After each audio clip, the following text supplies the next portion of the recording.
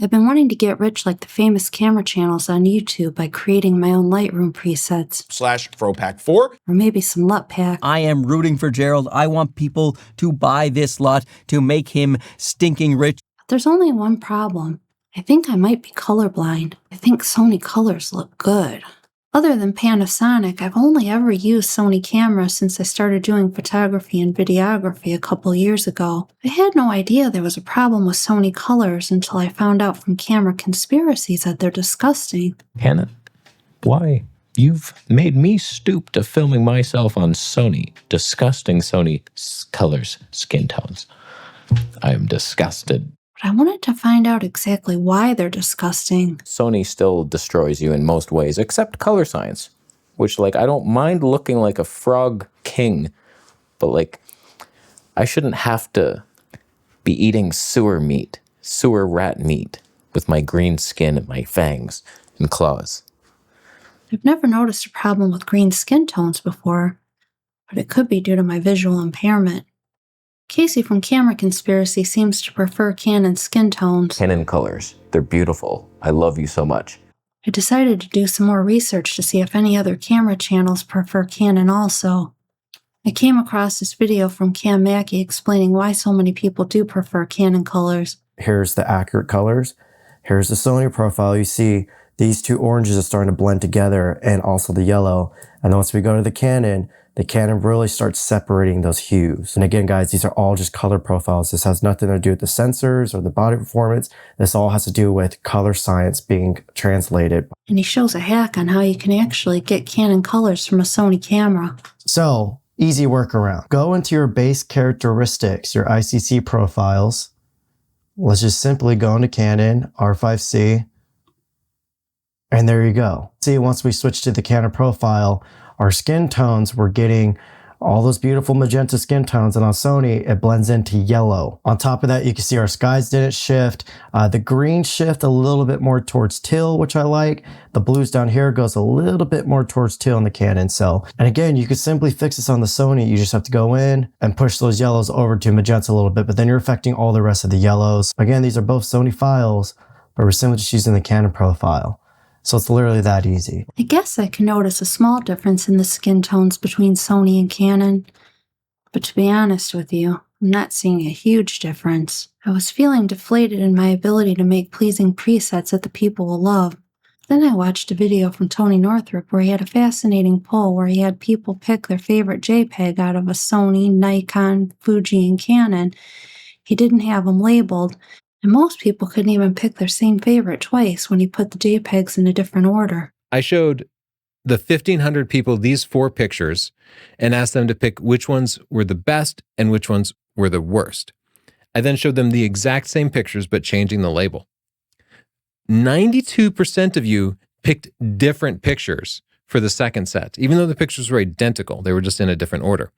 Only 8% of you could manage to pick the same favorites, just 1 minute apart.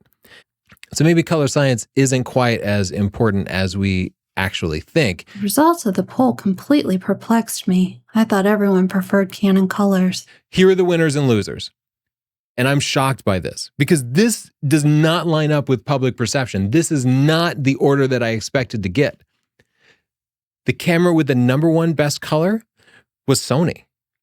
And I was taken aback by this. You picked Sony. This is not my feeling on this. This is just me adding up the votes for people who thought the Sony pictures were the best, subtracting out the pictures that you thought were the worst, and then coming up with this score. And it's not a small margin. Sony got way more points than any of the other competitors. You consistently liked the color of the Sony pictures better than the others. These are all fully automatic, straight out of camera JPEGs, similar colors to what you would see in the video. The example I used here was the A7R III, but in my experience, the color science across brands seems to be pretty similar. #2 was the Fuji. And this isn't a huge surprise. Fuji often talks about color science. People seem to really respect the color science, and the results from, I used an X-T3, were good. They were more positive than negative. This is shocking though. Nikon and Canon got terrible scores. You can see their scores are in the negative, and I didn't think any of the cameras were going to be in the negative. But when you looked at these pictures, more people thought the Nikon and Canon pictures had bad color than thought they had good color. People actively disliked the color of these cameras when looking at them side by side with pictures from Sony and Fuji. I guess it's possible there may be some bias when it comes to loving the color science of your favorite brand. Maybe Sony colors aren't so disgusting after all. Even Casey has changed his mind a bit. You know what he's complaining about? This is Sony color science. Most people prefer Sony now. I've seen the polls online. You're old news, Canon. You have no detail in your face.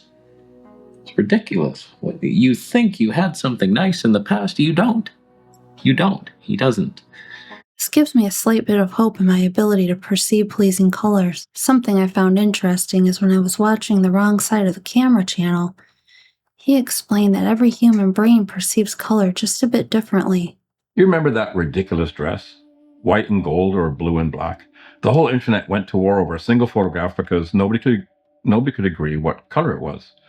And that drove me crazy. It genuinely did. Mainly because of how ridiculous it was. Right? Here's what actually happened. The photo had no context. Nothing in the frame to tell your brain what the light was. So every single person who looked at it had to guess and guess differently. Some brains assumed shadow, cool light, and then automatically subtracted the blue so they saw white and gold. Other brains assumed warm indoor light and saw blue and black. Exact same pixels, millions of people, everyone quietly white balancing the photo in their own head and never knowing they even did it. So if everyone perceives color a bit differently, how can anyone know for sure if their image contains accurate colors? If there had been a color chart sitting next to that dress, it would have been over in a second.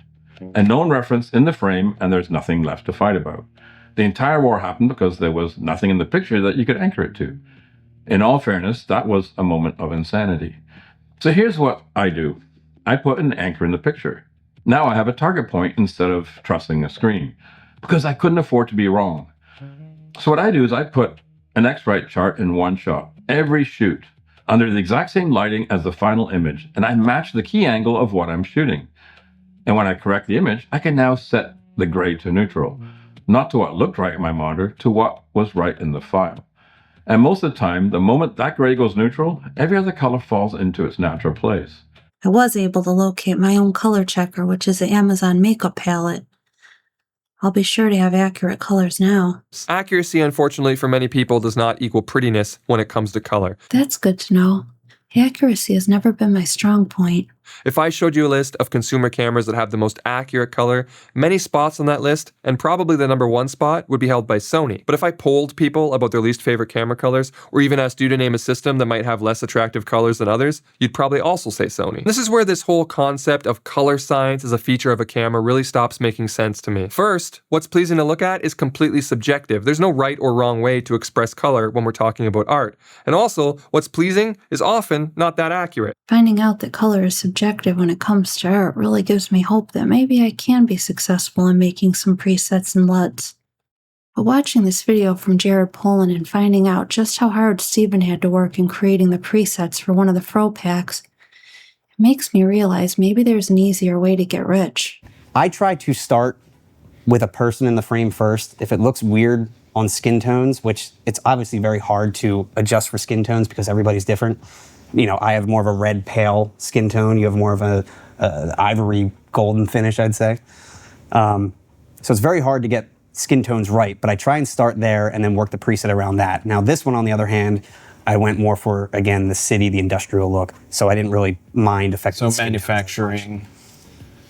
We've got industrial wasteland. We could do industrial waste, teenage wasteland, and Baba O'Reilly. And since I have no idea on how to create presets in Lightroom or make LUTs in DaVinci Resolve, I think I have to go back to the drawing board. And also, I'm not sure if I can get Mark Bennett to help me promote my product. I want people to buy this lot to make him stinking rich. He's also giving me a discount code which saves you a few bucks and will kick some money back at me. So we're all in this together to make Gerald undone Rich, but he deserves it because his colors are fantastic. When I was at his studio, I saw my handsome mug through his cameras and his color grading. I'm like, how you doing that? And he's like, oh, I got some news for you. I'm developing a LUT, and then you can do that in your studio. If you like this video, give it a like, consider subscribing for more camera-related content from a newbie like me. God bless.